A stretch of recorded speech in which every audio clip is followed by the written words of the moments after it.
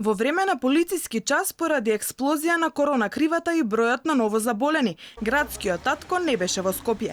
Бил во неговата вила во Маврово, ама наградно прашање што денеска им го иницираше на неговите скопјани е кога заминал за Маврово. Повторно ја обвини опозицијата, ги искривувала тезите бидејќи не знаела кога Шилегов тргнал за Маврово. Сеедно, прашањето е зошто првиот и главен скопјанец не беше пример за граѓаните да остане дома за време на продолжениот викенд карантин. Сепак ова е неважно за Шилегов, бидејќи изгледа според него опозицијата се сите граѓани кои му најдоа замерки и не мисли дека скопјани сами носат заклучоци.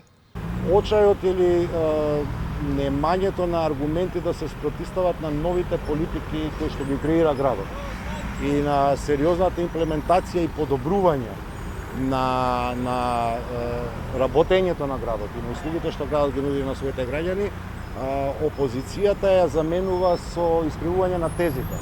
И јас ќе одговорам на тие лажни прозивки на опозицијата со уште поголем ангажман. Всушност, неговото одмарање во Маврово стигна на дневен ред кога опозицијата деновиве обелодени оти градскиот татко аминува нови вработувања во градски предпријатија среде пандемија.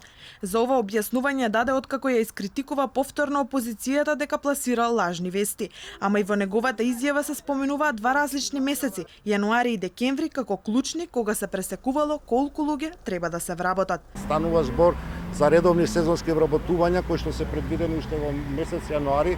Конкретно, сакате во ЈСП, сакате во Дрисла или сакате во кое беше трето во јавно предпријатие што го комуницира, тоа се истите луѓе кои што ние ги наследивме како ангажирани преку Агенција за времени вработувања. Дали ќе имаше или ќе немаше избори, во моментот кога беа носени плановите, тоа е декември месец минатата година, беше непознато, а за мене сосема ирелевантно при нивното носење. Како и да, Шилегов должи објаснувања за ветените, а не реализирани проекти за Скопје, или пак можеби за нив размислувал додека се одмарал во Маврово.